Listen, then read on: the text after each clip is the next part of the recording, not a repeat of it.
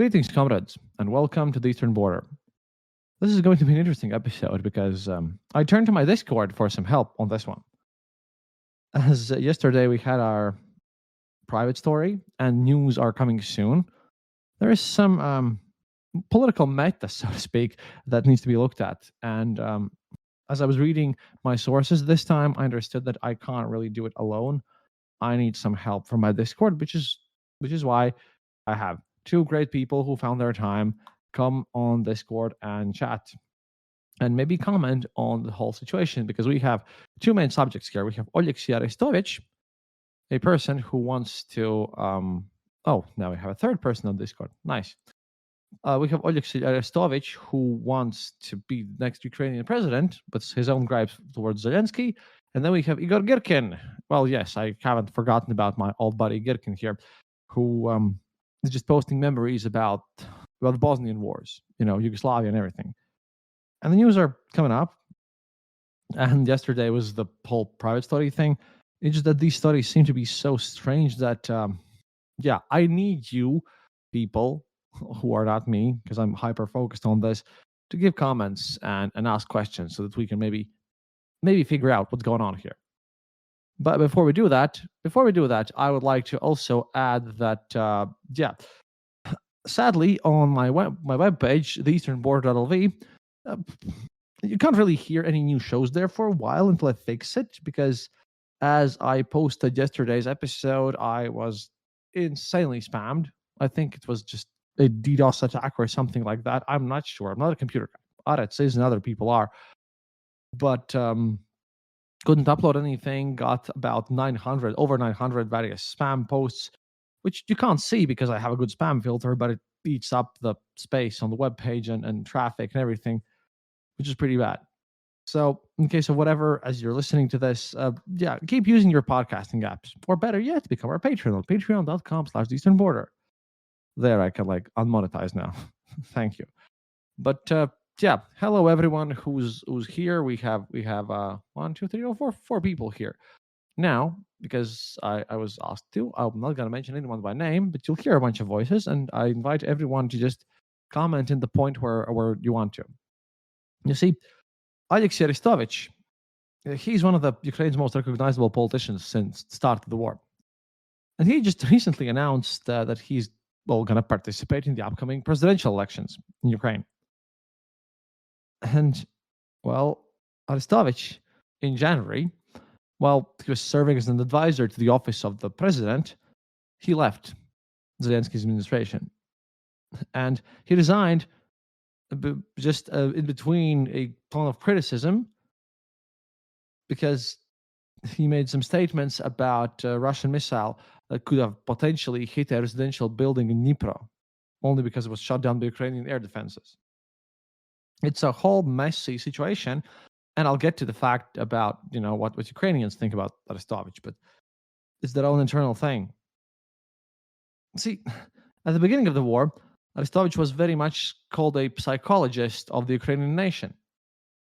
But over the past year, he's turned from that because, pro tip, he's way less popular in Ukraine than this article might make you think, and it's nowhere near the levels of popularity Zelensky has. But we'll get to that at one point.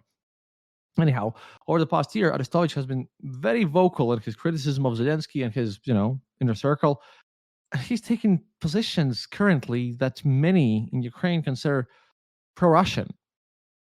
We'll get to that once again, but I would like to add that what my Medusa colleagues did not write, because thankfully I'm not the only one that has to translate everything from Russian. Those positions are the ones which should actually benefit not the Ukrainian people, as I see it, because I'm not a fan of Arestovich, not at this point, and I don't use him as a source. But he's a fan of those positions that, say, German business interests would like. That's just my point of how I treat all this situation. Now Arestovich is suggesting that Ukrainians actually participate in peace negotiations with Moscow. He's the guy that would probably, hang out with Elon Musk or something. And I have to give credit where credit is due, because this interview was created not by me, but by Medusa.io. I do not like them at all. in large parts of what they're doing. But they have some good journalists who do good work, and this is one of them. And thankfully, they've also translated it to English, which means that I only had to work real hard on the Girkin episode. But special correspondent Elizaveta Antonova from Meduza spoke with Alexei, and about how and why he joined the opposition and what he plans to do. And well, sadly, the translation in English is abridged, and I'll be adding in some comments from the unabridged interview and translation here. But yeah, this is my thing. The second thing is going to be Girkin. But before we start out here, anyone who's here, what have you heard of Arestovich? I think some of you actually watched the Fagin documentaries or something. Do you even know about Arestovich as much before we go out here? Everyone can speak here, by the way. I know he was, from what you said, he was an advisor to Zelensky, but he left for some reason. That's about all I know about him. Aha. No, seriously, guys, I will need your help on this one. So please, if you are muted, feel free to unmute yourselves and join in the conversation. Otherwise, this is going to be a bit difficult because the reasons are very Ukrainian and very Eastern European, to be honest. Let's get on to the interview. Arestovich was asked. Hello? Oh, hi, Yeti. Oh, sorry. I didn't know if I was unmuted. No. You're fine now. It is okay to comment on this point because this interview and then after this, the Girkin's letter is going to be a bit difficult. And well, if you too want to sometimes participate in recordings of the show, please join our Discord. Yeah, something. I don't know how that helps me, but it's nice. But what do you know about Arestovich? Not much, other than I know that some right-wing pundits out here at the beginning stages of the war were quoting him, in which he had said some comments of how Ukraine was going to have to fight Russia 3 times, and this whole thing was planned and all that. So I know he's been kind of used as at least pre-war sort of a right-wing talking point of how Ukraine was actually the aggressor and Ukraine wanted this war to happen.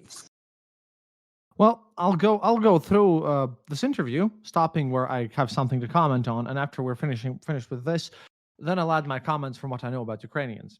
And then we're going to talk about Igor Girkin, because of course, if we have Igor Girkin's diary and we can make fun of him, sorry, ladies and gentlemen, listening to this show, comrades, to get to Girkin, you have to get through weird stuff, because right now, I think Arestovich is a bit disruptive to the Ukrainian political thing.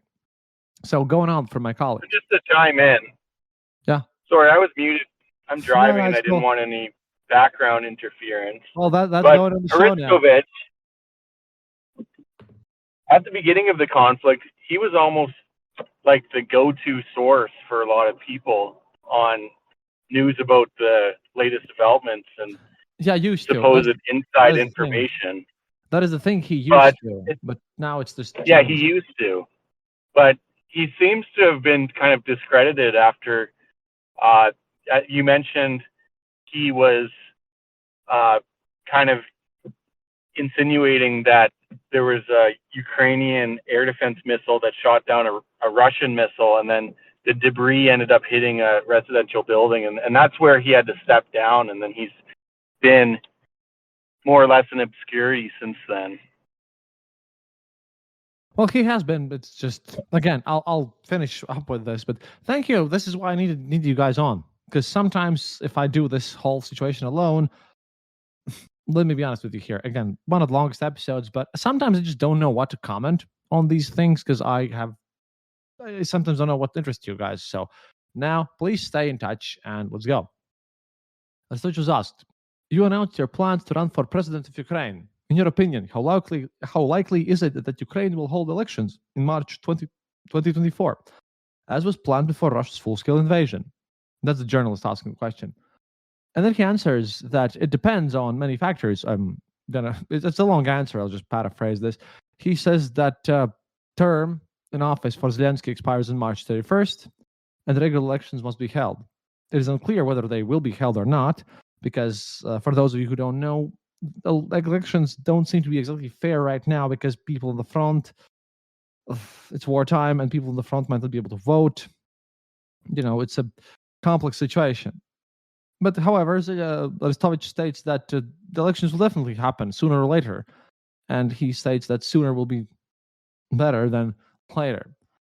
And when asked why, he gives a very in-depth answer. He says that the situation demands it. Now, what's the situation? Arestovich claims that Ukrainian society can, quote, afford to quietly postpone the elections of parliament whose authority expired at the end of October. But presidential power has always been emotionally, symbolically charged. Ukrainian society, or some part of it, would see postponing presidential elections as usurping power. Let's combine this with the failures in the front, to put it mildly, and the harsh winter that lies ahead. I believe that every mistake the authorities make after March 31st will be closely scrutinized. Now, I'll comment on this specific part after this paragraph. And then he says, what's more, 2024 is a very unique year. The Russian presidential elections in March, United States presidential elections in November, which is why I needed you American people, and the EU Parliament is one of the main EU bodies on which Ukraine's fate very much depends, also has elections then. So all of our key partners, he says, and our enemies will be re-legitimized in 2024, while the Ukrainian authorities will not if there are no elections. And then he claims that postponing the elections could bring about a crisis of legitimacy, which then can impact negatively aid to Ukraine and the position in the world.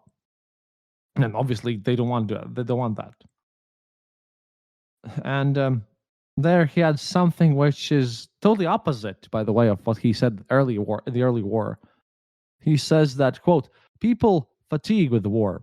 Ukraine's lack of real prospects for victory and a crisis of legitimacy almost definitely means there will be elections of some form or another. Obviously, he's been asked if he'll run, and he said that he will. And he of course has not organized anything with the presidential office because he's now in the opposition. And of course, he this is the first part after all the situation where he drops something where we don't have sources, and even Medusa, the journalists, say this, because he now explains why he's left Ukraine and everything, which I find interesting, because he's asked to explain why he is in odds and why he's hostile to the presidential office of Zelensky. Quote, firstly, there were signs of unauthorized wiretapping, surveillance of the administration at my philosophy and psychology school. And then in square bracket, Medusa notes that this has not been confirmed, and close bracket. Secondly, the police showed up at my house. In our country, no one will lay a finger on a former advisor to the president. This would only be done with the permission of the leadership. So a police squad showed up at my house. And according to some reports, they were Ukrainian security service officers in disguise. Another square bracket from the article. Medusa notes that this has not been confirmed. Bracket closed, and quote. So what do we have here? As you said, in the early war, he was very much pro-Ukraine. And currently we're at the situation where the war, as Arestovich puts it, he really does the same thing as like Zed guys. I'm just confused about the situation. Is this some private ambition, maybe? Because, yeah, it's a bit of a stalemate situation here with prospects for victory. Well, like I always say, at least in my opinion, the prospects for Ukraine's victory lie in how much guns and equipment can we give to them. The guys will fight until the end. Sure, they will be depressed and horribly. Well, they're going to have some horrible time, but his claim that Ukraine's losing at this point is also very much false, because the other side, which I read daily, is just as worried. And his claims about that he's being searched and looked at, kind of weird. And I guess at this time, it's time to tell you that people in Ukraine themselves, most of them, don't exactly like Arestovich because he has a lot of Soviet-y sort of things. He embodies this post-Soviet mentality thing. He used to be called the psychologist of the people. Now a lot of them call him opportunist. And I just wonder. For starters, if any one of you can tell me how do you change like this? Doesn't even matter. Like one of the people, like let's give the charity principle here. If what Arestovich says is true, then Zelensky is actively harming the war effort. If, however, he's lying, then he himself is actively hurting the war effort. Like something must be going wrong here. Please, folks, I'll start with Ezit this time. What do you think? Because this makes no sense to me, because again, Arestovich used to be a reasonable person, and now we just got this. This is why I needed you guys on this one. Ezit, what's your thoughts? My guessing might be there is an open niche. The opposition, the fatigue that comes with the war, that's as we see is in a stalemate a bit right now. So he's just filling a niche. That would be my guess.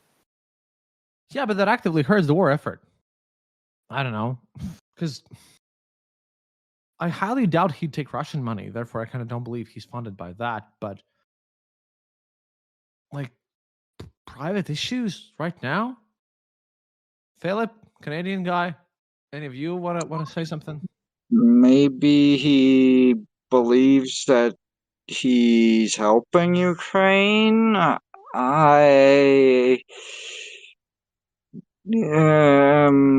This is complex, really, because like he's now saying quotable things, right? Yeah, he might think that he is like supposedly helping Ukraine. He might just be. He might have just, lost his faculties, maybe. I don't think. I think he's still smart, you know. He's still smart. We're gonna continue on. It's just that it's very confusing, and a lot of people use him as a source still. And again, not many sources confirming this. Canadian person, because I really don't know how to pronounce your nickname. What do you think? So my impression is that he might be a little jaded after getting sacked and losing his high-profile position, and he might be just trying to kind of be a contrarian. Like, I don't think he's opposed to Ukraine and actually in the pro-Russia camp, but he might just be trying to make a name for himself by having a contrary opinion. Yeah, that's the thing. But I can assure you, guys, in 100% of cases, a Western media will quote him as absolute truth. I have also seen this a lot of times. In a lot of cases, just Washington Post just quotes people with no documentation whatsoever. The Medusa, by the way, which is why I say there are only some good journalists there that also just take Russian Ministry of Defense at face value. But in this interview, the interesting part is the fact that if you're counting with me, currently there's 2 notes of not confirmed information. We're going to face another one very soon. After some paragraphs of how he wants to become the president and how he's like arguing with the Ukrainian military, this is a very interesting comment part, because we're not going to go through all the things. The journalist asks, in April 2022, you spoke with us from the president's office and you weren't in the opposition. For those who haven't followed Ukrainian domestic politics, could you explain at which specific moment you joined the opposition? And then he responds, and that's interesting. Look, on January 17th, 2023, I left the president's office after a disagreement about the strike on Dnipro. However, I continue to support the position of Ukraine's highest military and political leadership. And this is the kind of linchpin of the whole argument here with his interview. The president's office orders 70% of the compromising information about me. Square brackets, Medusa notes that this has not been confirmed. Brackets closed. Third time in this article. The first publications appeared at the end of March 2022, just 1 month after the war started.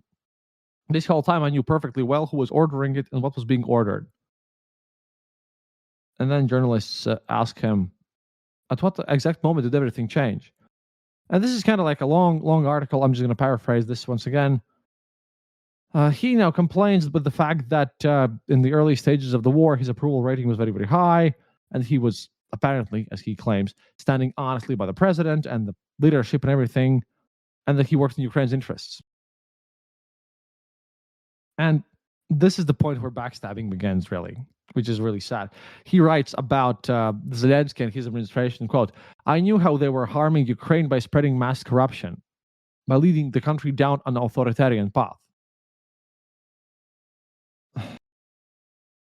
Indeed, instead of reforms, there was stagnation, monopolization, and so on. In short, all the hallmarks of collapsing democracy." But blah blah blah blah blah. And then he notes. "I became completely convinced of this after seeing the results of Zelensky's visit to the United States." Now the problem with this one, which I need to mention, is that for one, no one really likes. See, again, because people trusted Arestowicz at the early war, they'll take this at face value. But I was there 4 times.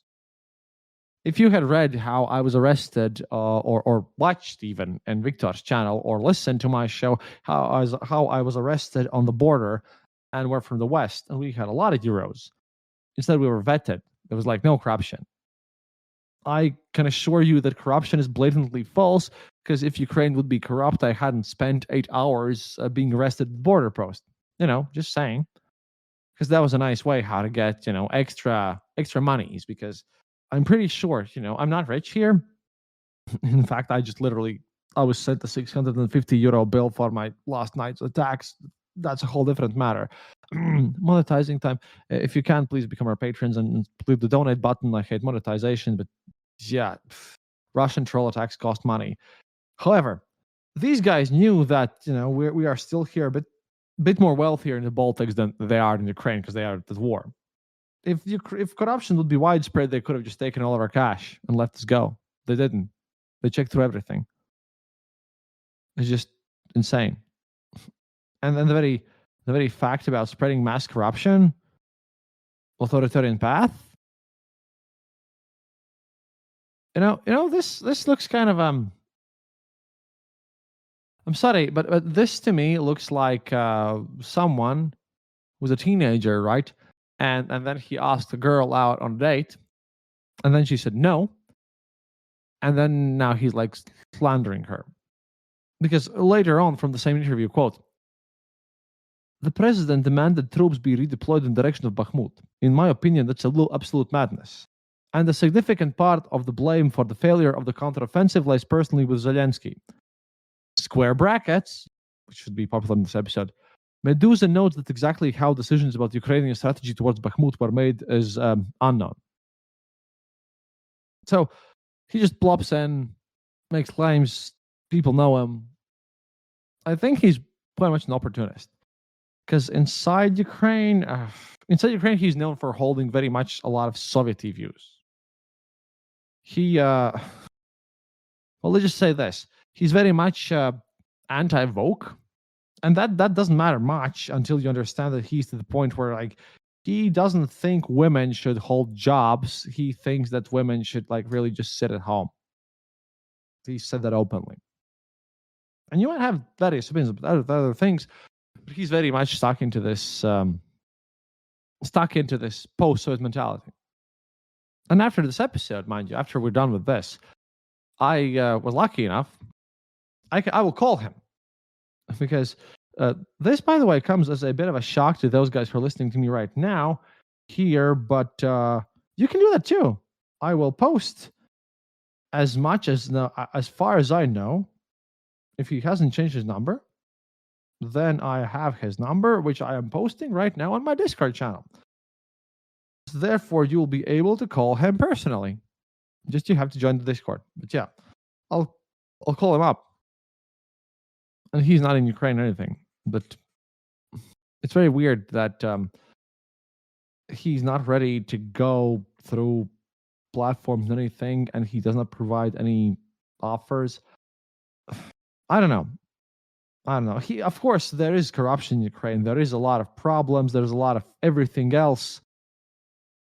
But just switching your positions 100% and doing this, providing no proof whatsoever, that's a bit rough.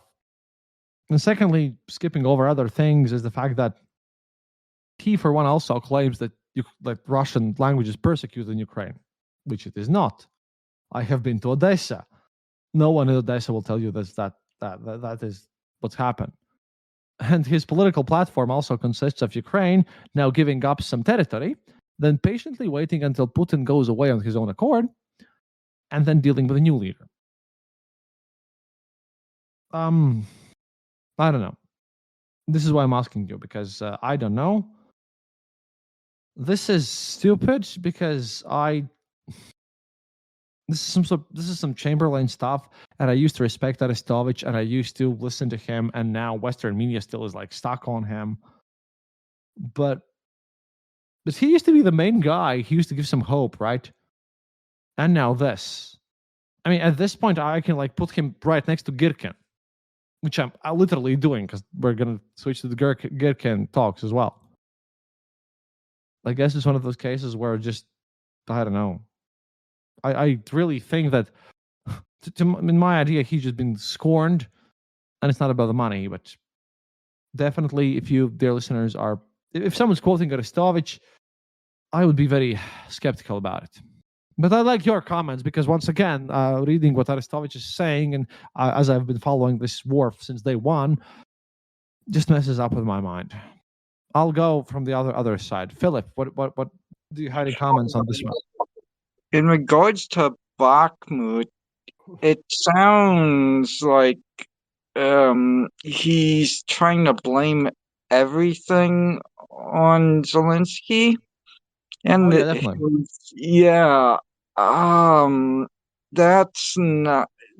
that's not accurate in terms of how military operations take place and the factors of those. Yeah, but we know that. I know that. You know that. You know who doesn't know that? The average person who probably doesn't have any ties with the military, which is sad. Canadian person. Okay, can I? Sure. Go. Can I say that? Also, sorry, dear listeners. This is going to be a bit chaotic, but it's fine. I just needed some help with it. Yeah, after that statement in this interview, he said, "That's when I, as a military man, got infuriated."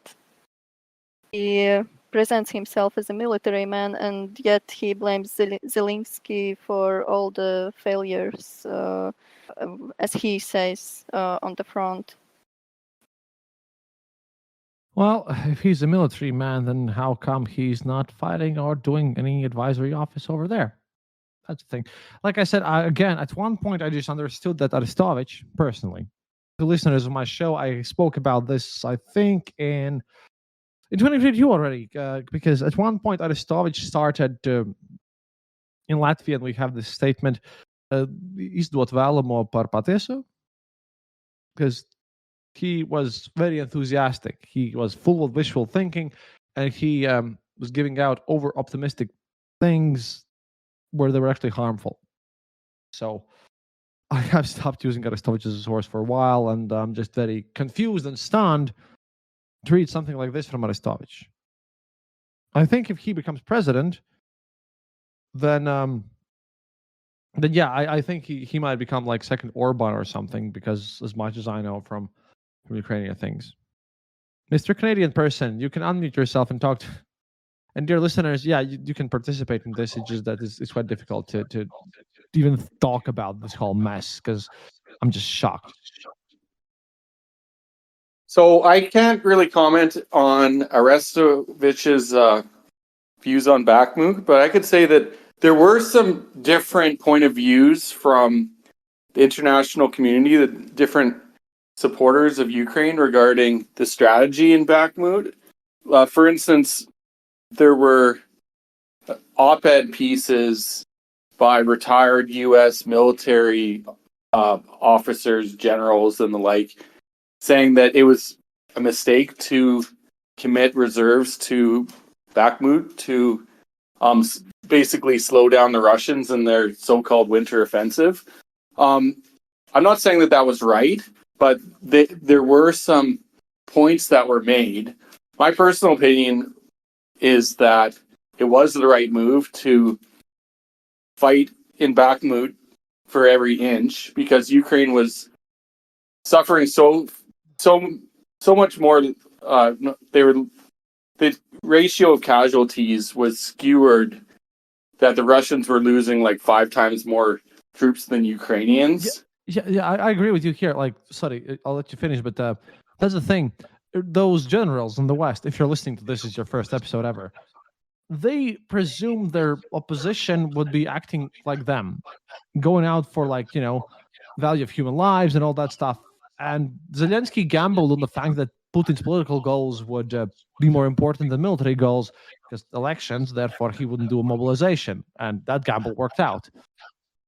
I would yell at Bakhmut if that gamble had failed, though. Yeah, I think that the strategy worked there, and it was essentially a Pyrrhic victory for the Russians. Yeah, and the guy that won all this situation, Prigozhin. All I can say about Prigozhin is that we have multiple episodes dedicated to him. Go listen to those. I will not go back to that. Prigozhin's taken enough of my time already. But yeah, dear listeners, I can assure you that there's going to be a lot of Arestovich pieces being quoted, and especially this is going to be used by a very much pro-Russian people. Anyone who's like, because currently Arestovich to me looks like an opportunist, really, right? And there's going to be a lot of people in the Western pro-war side, the useful idiots, how I would like to call them, who are going to quote Arestovich, stating that, oh, he used to be the advisor and everything. But I think that Mr. Alexei here has failed his own personal test. After all, in my opinion, you are who you are in the dark. And Arestovich likes to be patted on the back. He likes to be famous. In the dark, I don't know. I have lost respect for Arestovich, because in some of these cases, what he's saying is things that I can confirm were not just true, and just a bit strange. But now let's move away from Arestovich specifically, because we also have Girkin to talk to. I had one last question about Sure. Arestovich. So has he openly said that he wants to run for president? Oh yeah, exactly, in this interview, and multiple times. But he's not too popular anymore, so do you think he has much of a chance to actually win? No, look, that's the problem here. I've been telling you this. Like, I should probably put this more clearly. He is not popular in Ukraine at all. However, he makes himself appear to the Western media and to other people that he sort of is. He isn't. But he'll tell, I don't know, New York Times and Washington Post or even Medusa that he has lots of supporters. He knows how to appear popular. Whether he's actually popular, definitely not, because he's been, looked at with horrible suspicion. I don't know where his goals lie, but nope. As much as he wants to say that he has like tons of supporters, not really. And like I said, I posted his phone number on our Discord group. That's his stuff. He has WhatsApp. You can just type him a message. I will definitely. And if he actually responds at one point, I'll actually record the conversation, because I have a lot of questions to him. I wanted him on my show at the earlier war, you see. So I'm somewhat disappointed. Well, I would be very interested in you interviewing him. I am more interested in me interviewing Girkin at one point. The body of the show, the main star, I would even say. The Eastern Border would be nothing without Igor Girkin. But yeah, apparently, as he's in prison now, and we sadly do not hear his wankery about all the situation that often, well, his wife posted as Miroslava Reginskaya. She writes the following. She posts his memoirs. So we have that. It's going to be very cringe, though, but I wanted to, after serious stuff, I want to put these both things in a single episode so that I can do news again. Quote, I feel like little Krupskaya. I catch my husband's words and thoughts and pass them on to you. Igor has a lot of stories, articles, and feuilletons that are not present to a large circle of readers. I will publish them here. Let's start with the Bosnian diary. So, war criminal Igor Girkin, during the Yugoslav wars, wrote a diary about Bosnians and everything. At this point, I'm just going to read through. You can unmute and laugh and comment at any point. I will also do that when he's just blatantly lying, but it seems like a fun thing because, well, it's kind of funny because yesterday a lot of emails that were just assaulting me with bot attacks and that cost me a lot of money, they came from Girkin's supporters. And I would like to say, comrades, as much as I dislike Girkin, I am the number one person who wants him freed from prison.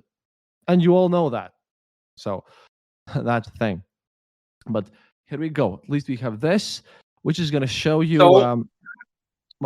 Sorry. I'm actually surprised that it was Gherkin supporters that were spamming you and not the Wagner ones, because your episode that caused this whole reaction was about that Wagner recruitment effort.